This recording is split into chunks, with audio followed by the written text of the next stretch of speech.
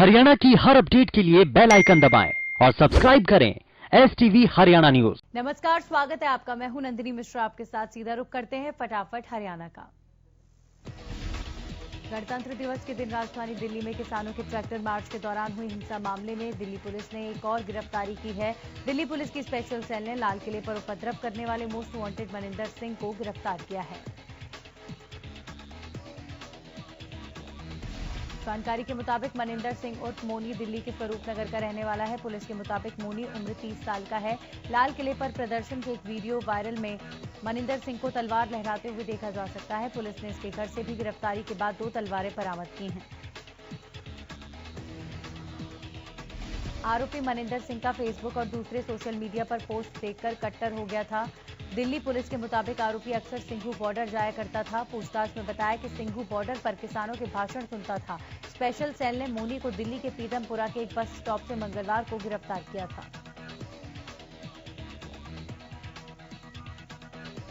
कृषि कानूनों के खिलाफ किसान आंदोलन 84वें दिन भी जारी रहा। गाजीपुर, टिकरी और सिंघू बॉर्डर पर किसान कृषि कानूनों को वापस लेने की मांग को लेकर अड़े हुए हैं। फिलहाल इस गतिरोध का कोई हल निकलता नहीं दिख रहा। प्रदर्शनकारी किसानों ने 18 फरवरी को देश भर में रेल रोको अभियान का ऐलान किया है। किसानों ने ऐलान किया है कि वो 18 फरवरी को 4 घंटे पूरे देश में रेल रोको अभियान चलाएंगे। किसानों का देश भर में दोपहर 12 से शाम 4 बजे तक रेल रोको कार्यक्रम है। किसानों के रेल रोको ऐलान के मद्देनजर शासन प्रशासन अलर्ट पर है। इसको लेकर जीआरपी और आरपीएफ अलर्ट पर हैं। जीआरपी और आरपीएफ कर्मियों की छुट्टियां रद्द कर दी गई हैं। साथ ही आरपीएफ ने मुख्यालय पत्र लिखकर एक बटालियन भी मांगी है।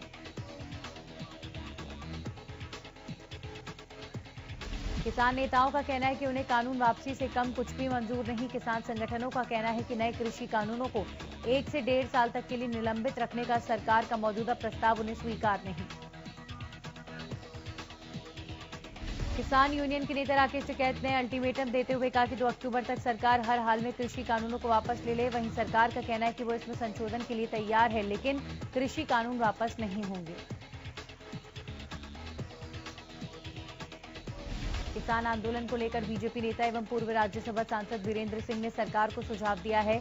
वीरेंद्र सिंह ने कहा कि सरकार ने जो कानून बनाए हैं उसमें अब बदलाव का काम किसानों को सौंप दें। उन्होंने अमेरिका में हुए किसानों के आंदोलन का हवाला देते हुए कहा कि किसान आंदोलन ने अमेरिका की सरकार को हिलाकर रख दिया था। किसान जब ट्रैक्टरों को लेकर सड़कों पर उतरे तो सरकार को मजबूरन कृषि कानून में बदलाव करना पड़ा था। बहादुरगढ़ के गांव जाखोदा में 2 किसानों की सड़क हादसे के दौरान मौत हो गई। बस और ट्रैक्टर ट्रॉली की हुई टक्कर के बाद किसानों की मौत हो गई। किसान बहादुरगढ़ से पंजाब जा रहे थे। मृतक किसान टिकरी बॉर्डर पर हुए आंदोलन में काफी लंबे समय से शामिल थे। फरीदाबाद में एक ही दिन में गोली लगने से 4 लोगों की मौत के बाद फरीदाबाद में दहशत का माहौल है। फरीदाबाद में पुलिस का खौफ और कानून व्यवस्था को दिन दहाड़े अपराधी ठेंगा दिखा रहे हैं। बता दें कि बीते दिन एनआईटी फरीदाबाद के 2 नंबर इलाके में किराए के मकान में संदिग्ध परिस्थितियों में प्रेमी युगल की गोली लगने से मौत का मामला सामने आया था। तो वहीं शाम होते होते एनआईटी फरीदाबाद की मार्केट में कार में एक युवक और युवती का शव मिलने से सनसनी फैल गई। गौरतलब है कि इनकी भी मौत गोली लगने की वजह से हुई थी, लेकिन दोनों ही मामले में एक खुलासा नहीं हो पाया है कि यह हत्या है या आत्महत्या। फिलहाल पुलिस शवों को पोस्टमार्टम के लिए रखवाकर मामले की बारीकी से जांच कर रही है। यमुनानगर के मॉडल टाउन में एक फास्ट फूड ट्रॉली में अचानक आग लग गई। आग सिलेंडर की गैस लीकेज होने के कारण लगी, जिसके बाद सिलेंडर ब्लास्ट हो गया। गनीमत इस बात की रही कि जिस समय आग लगी उस समय दुकान के आसपास कोई मौजूद नहीं था। देखते ही देखते फास्ट फूड ट्रॉली पूरी तरह जलकर खाक हो गई। मौके पर पहुंची फायर ब्रिगेड की 2 गाड़ियों ने आग पर काबू पाया। फायर ब्रिगेड अधिकारी प्रमोद दुग्गल ने बताया कि उन्हें जैसे ही सूचना मिली तभी एक फायर ब्रिगेड की गाड़ी पहुंच गई थी। आग पर काबू पाने के लिए दूसरी गाड़ी भेजी गई, जिसके बाद आग पर काबू पाया गया।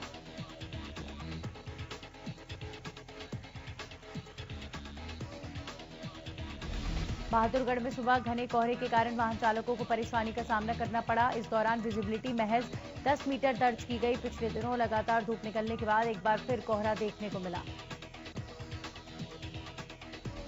देश में पेट्रोल और डीजल की कीमतें हर रोज नया रिकॉर्ड बना रही हैं। पेट्रोल डीजल के दाम देश के कई शहरों में अब तक के उच्चतम स्तर पर पहुंच चुके हैं। बता दें कि पिछले 9 दिनों से पेट्रोल और डीजल की कीमतों में लगातार बढ़ोतरी हो रही है।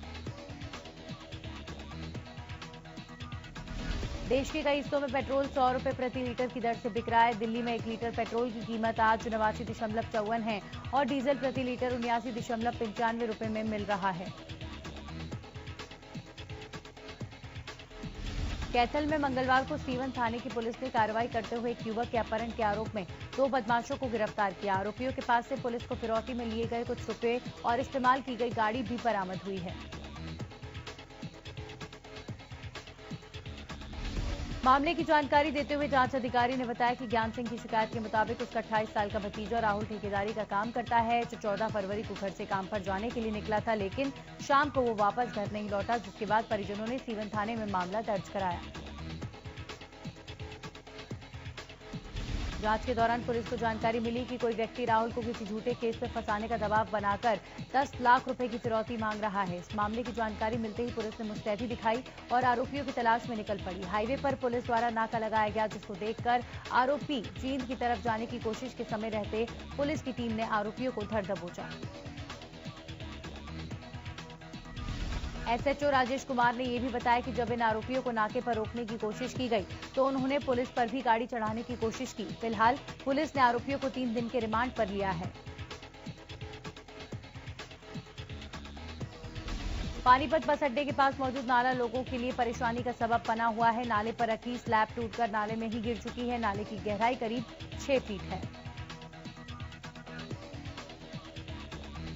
बस अड्डे के पास मौजूद नाला लगातार हादसों को न्योता दे रहा है, लेकिन प्रशासन का इस ओर कोई ध्यान नहीं। लोगों का कहना है कि हर दिन कोई न कोई व्यक्ति इस नाले में गिर रहा है और लोगों को गंभीर चोटें भी लग रही हैं। अंबाला के गोवर्धन नगर में देर शाम 2 गुटों में खूनी झड़प हो गई, जिसमें एक नौजवान युवक की जान चली गई और उसके पिता गंभीर रूप से घायल हो गए। खूनी झड़प के बाद मृतक और उसके घायल पिता को शहर के सिविल अस्पताल में लाया गया था।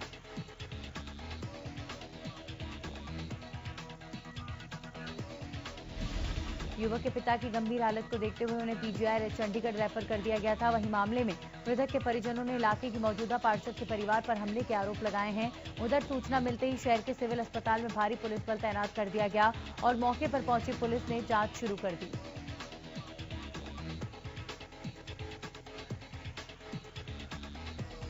फरीदाबाद में बड़ा रेल हादसा टला। दरअसल मेवला महाराजपुर फाटक के पास एक युवक ने ट्रेन की पटरी को टूटा देखा।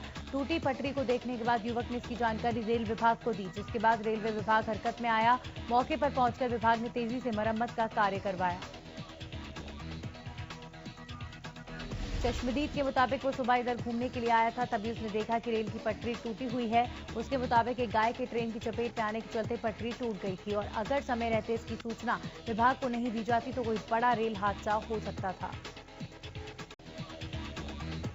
फरीदाबाद के सीए छात्रों की क्रिकेट प्रतियोगिता में पूर्व मंत्री विपुल गोयल ने मुख्य अतिथि के तौर पर शिरकत की। इस दौरान विपुल गोयल ने सीए छात्रों को सम्मानित करने के साथ ही उन्हें शानदार करियर के लिए शुभकामनाएं दी।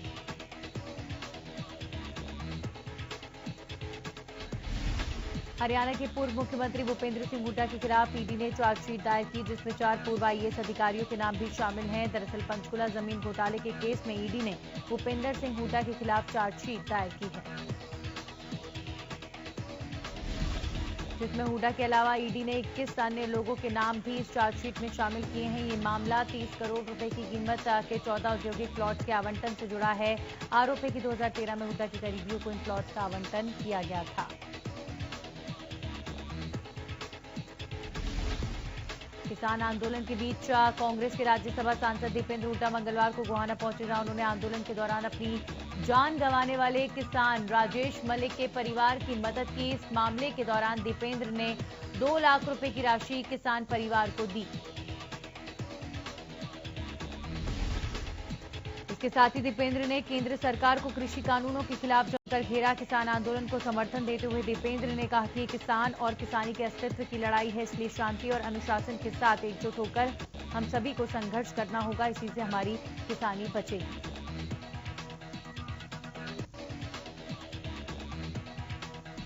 वहीं सरकार को घेरते हुए दीपेंद्र ने कहा कि बीजेपी सरकार पूरी तरह से किसान विरोधी है। हरियाणा सरकार पर बोलते हुए दीपेंद्र ने कहा कि विधानसभा में अविश्वास प्रस्ताव लाए जाने से साबित हो जाएगा कि कितने विधायक सरकार के साथ हैं और कितने सरकार के खिलाफ। कांग्रेस की प्रदेश अध्यक्ष कुमारी शैलजा करनाल पहुंची, जहां कुमारी शैलजा ने बीजेपी सरकार पर जमकर निशाना साधा। शैलजा ने बढ़ती महंगाई पर कहा कि पेट्रोल डीजल के दाम आसमान छू रहे हैं और आम जनता का तेल निकल रहा है। कुमारी शैलजा ने सरकार को आड़े हाथों लेते हुए कहा कि आम आदमी की जेब पर डाका डाला जा रहा है। देश के लोगों के सामने कोई पारदर्शिता नहीं है, इसका असर अर्थव्यवस्था पर पड़ रहा है। कैथल में सुरजेवाला ने मनोहर सरकार से शराब माफिया के साथ गांठ के आरोप लगाते हुए निशाना साधा। उन्होंने कहा कि 2 दिनों से सनसनी खबरें निकल रही हैं। सीएमओ ऑफिस द्वारा शराब माफिया की जांच के लिए गठित एसआईटी को सूचना एकत्रित करने से मना कर दिया गया। सिरसा की रानिया रोड स्थित श्री बाबा तारा कुटिया में महाशिवरात्रि पर्व धूमधाम और श्रद्धापूर्वक मनाया जाएगा। इस मौके पर भव्य आयोजन के साथ ही 51 कन्याओं का सामूहिक विवाह उनके रीति रिवाज के अनुसार किया जाएगा।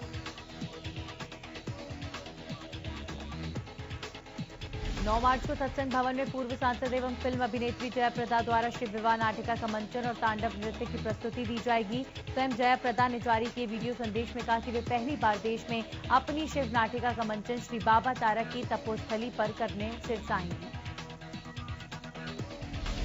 बुधवार रात मुंबई में हुए एक ब्यूटी पेजेंट में पंचकुला की Manika Sheokand Femina Miss Grand India 2020 बनी हैं। साथ ही उन्होंने मिस फोटोजेनिक का टाइटल भी जीता है। इस उपलब्धि के बाद वे अपने शहर पंचकुला पहुंची तो बेहद उत्साहित नजर आई। हरियाणा के विधानसभा स्पीकर ज्ञानचंद गुप्ता और मेयर कुलभूषण गोयल ने उन्हें सम्मानित किया।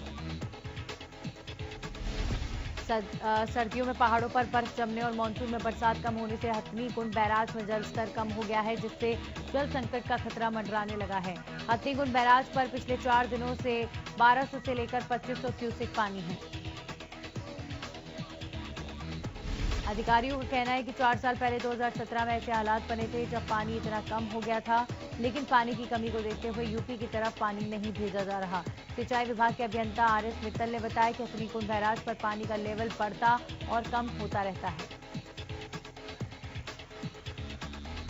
हरियाणा की डिमांड के लिए हथनी कुंड बैराज पर कम से कम 3000 क्यूसेक पानी होना चाहिए। अगर पानी का लेवल 3000 से ज्यादा होता है तो पानी की कमी को पूरा किया जा सकता है। भवानीखेड़ा की सुंदर ब्रांच नहर में पर्याप्त पानी नहीं आने का संघर्ष बढ़ता जा रहा है। संघर्ष समिति की तरफ से भवानीखेड़ा क्षेत्र के गांव में हर रोज पंचायत आयोजन कर किसानों को जागरूक किया जा रहा है और आगामी 22 फरवरी को इसके लिए संघर्ष समिति जिला उपायुक्त को अपना ज्ञापन भी सौंपेगी। सोमवार से सभी 4 पहिया गाड़ियों को टोल चुकाने के लिए फास्टैग लगवाना जरूरी हो गया है। देश के किसी भी नेशनल हाईवे के टोल प्लाजा को क्रॉस करते समय इसकी जरूरत पड़ेगी, जिसको लेकर मंगलवार सुबह गुरुग्राम की खेड़की दौला टोल पर थोड़ी मुश्किलें जरूर टोल कर्मियों को झेलनी पड़ी। सिरसा पुलिस एक बार फिर जगाधरी रिकॉर्ड रूम में फर्जीवाड़े के मास्टरमाइंड अमित कुमार को लेकर पहुंची। यहां पर एसडीएम राठौर की मौजूदगी में रिकॉर्ड खंगाला। टीएसपी कुलदीप सिंह के नेतृत्व में टीम काफी देर तक रिकॉर्ड खंगालती रही। वहीं यमुनानगर में बनी एसआईटी ने भी जांच तेज कर दी है।